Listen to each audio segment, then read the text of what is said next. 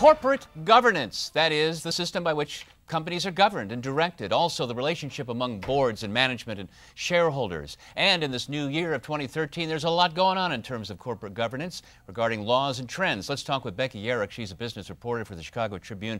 One thing I thought that was really interesting is that now we have a comparison between what CEOs make and the average employee, and that can be rather an eye-popping difference. Exactly. If you thought the class warfare was bad during the election and during this tax battle, it could get even worse because under a 2010 law, Dodd-Frank, public companies are supposed to disclose the relationship between what their CEO makes, that's already public information, but they're supposed to compare it and give it a ratio with what their median employee, kind of their typical employee makes. So this is something that people can compare from company to company just to see how much more, wow, the CEO makes 300 times more than the typical worker here. Well, in some companies, it wouldn't be that dramatic, an investment bank, for example, but in other companies, you had mentioned earlier Walmart, it would be a hugely divergent number. Take Goldman Sachs. Their CEO makes a lot of money, but there are a lot of people at Goldman Sachs who also make a lot of money. So the disparity wouldn't be as great maybe as Walmart or some retailer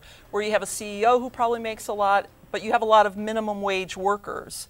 So that's going to be a big disparity. Also, in corporate governance, we're going to know a little bit more about CEOs. For example, when they're applying for a job, we get a look at their background checks now. Well, one thing that struck me about a proxy that I saw was I've never really seen this before, where in a proxy statement it will say, we've performed a thorough background check on this new director. We've checked out all his references. That's something that I haven't seen before. You looked at other proxies and saw this new love of shareholders now.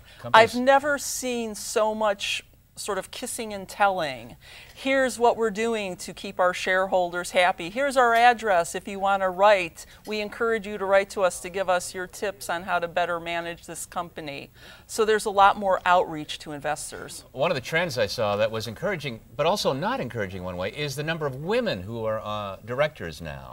Exactly. A few years ago, maybe up to a third of companies had no female directors. That's kind of fallen to the low 20s to mid 20s.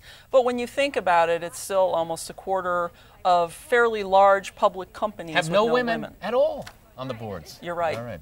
Becky Yerak from the Chicago Tribune. Thank you so much. Thanks, Bill.